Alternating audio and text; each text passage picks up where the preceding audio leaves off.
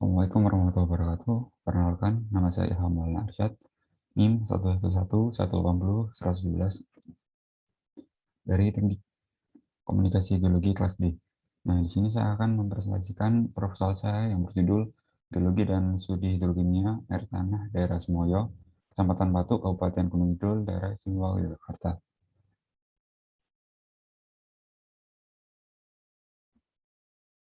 Nah, untuk pendahuluan yang pertama adalah latar belakang.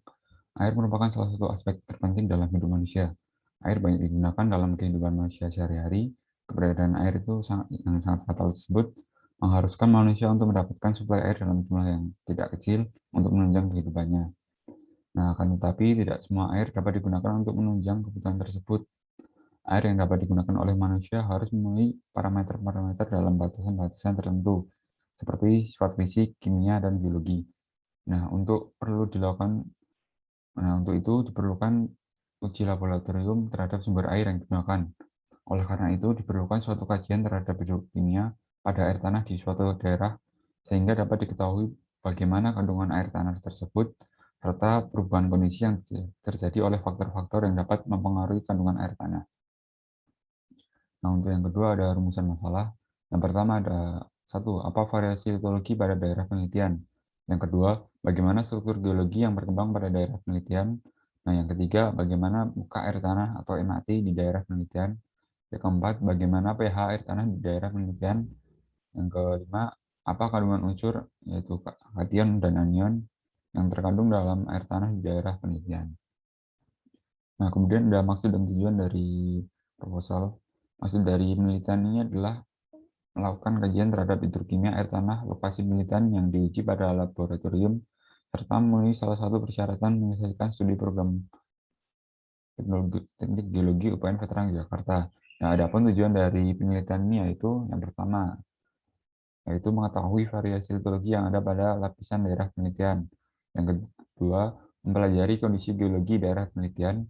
Yang ketiga, mengetahui persebaran ketinggian muka air tanah di daerah penelitian. Yang keempat, mengetahui kandungan anion dan kation pada air tanah di daerah penelitian. Yang kelima, mengetahui persebaran kandungan anion dan kation di daerah penelitian. Yang kelima, mengkaji hidrokimia air tanah di lokasi penelitian. Nah, kemudian ini untuk lokasi penelitian, yaitu lokasi berada penelitian penelitian tugas air dilakukan di daerah Semoyo, Kecamatan Patuk, Kabupaten Gunung Kidul, daerah istimewa Yogyakarta. Nah, untuk lokasi penelitian berada di koordinat X yaitu 454676 hingga 459676 dan Y yaitu 9124146 hingga 9129146 dengan luas kurang lebih 26 km persegi. Nah, ini untuk manfaat penelitian yang pertama adalah manfaat untuk mahasiswa.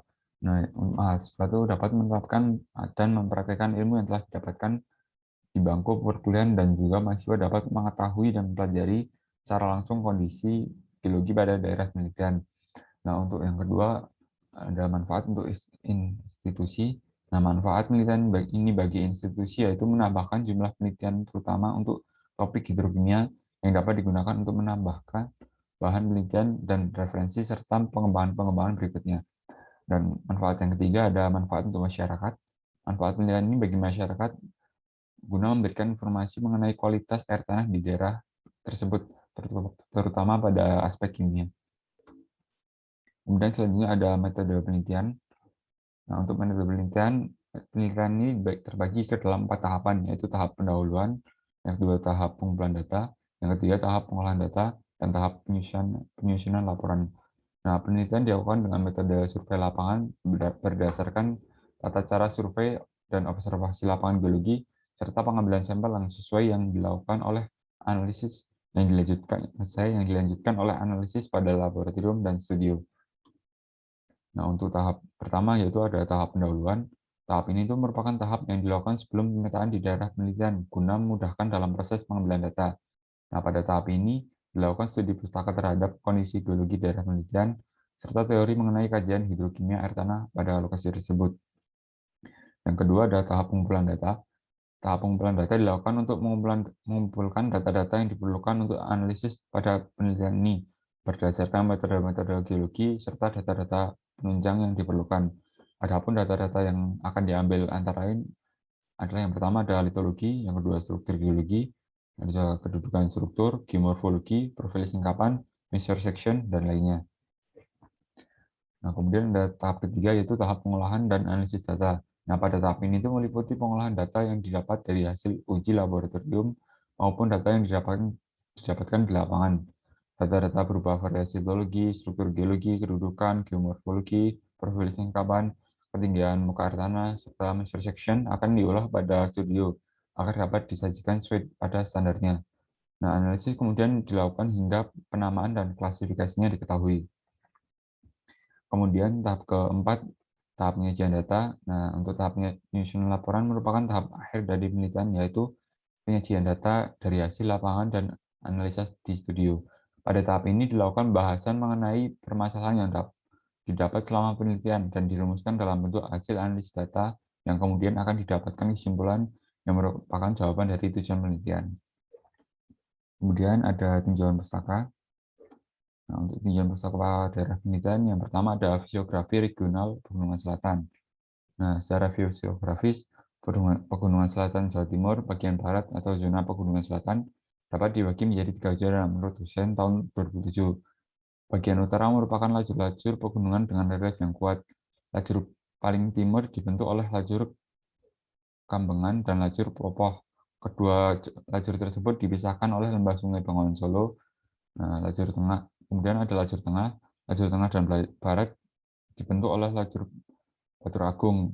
Bagian selatan dibentuk oleh topografi karst yang ekstensi dan dicirikan oleh rangkaian perbukitan kerucut. Nah, ciri terakhir ini membuat daerah tersebut dikenal dengan nama Gunung Sewu yang menerus dari selatan Yogyakarta hingga Teluk Pacitan. Di selatan kiri sebuah lembah sungai kering membelah topografi Kars dengan arah utara timur laut hingga selatan barat daya. Nah, lajur pegunungan di utara dan topografi Kars di selatan dipisahkan oleh depresi topografi yang membentuk cekungan Wonosari dan cekungan Batu Retno. Nah, kedua cekungan tersebut dipisahkan oleh pegunungan Panggung atau Panggung Masif. Nah, aliran air sungai permukaan berkembang dengan baik di kedua cekungan dengan daerah aliran sungai atau das Oyo yang berkembang di cekungan Wonosari dan das Bengawan Solo yang berkembang pada cekungan Batu Retno.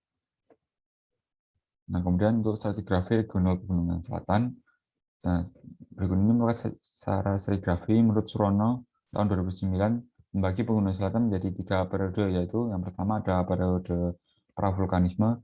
Nah, pada periode ini merupakan masa pembentukan cekungan Pegunungan Selatan. Batuan tertua yaitu batuan metamorf ditindih secara tidak selaras oleh batuan sedimen Eosen. Batuan ini terdiri formasi mungkal dan formasi gamping yang disebut sebagai kelompok jiwa. Nah, kemudian periode selanjutnya ada periode vulkanisme. Pada periode ini membentuk kelompok kubu buta yang secara berurutan ditindih secara selaras oleh formasi semilir dan kelanggaran. Periode ini merupakan periode di mana kegiatan vulkanisme meningkat secara besar dan menghasilkan batuan gunung api. Dan kemudian periode terakhir yaitu periode pasca vulkanisme atau periode karbonat. Nah, pada periode ini ditandai dengan tumbuhnya organisme karbonat dengan subur di mana menandakan berakhirnya periode vulkanisme. Batuan-batuan yang terdapatkan pada periode ini adalah formasi Sambegitu, formasi Oyo, formasi Wonosari, formasi Punung, dan formasi Kepek. Nah, berikut ini merupakan daftar pustaka dari laporan penelitian. Nah, mungkin sekian dari saya. Apabila banyak kesalahan, saya mohon maaf. Assalamualaikum warahmatullahi wabarakatuh.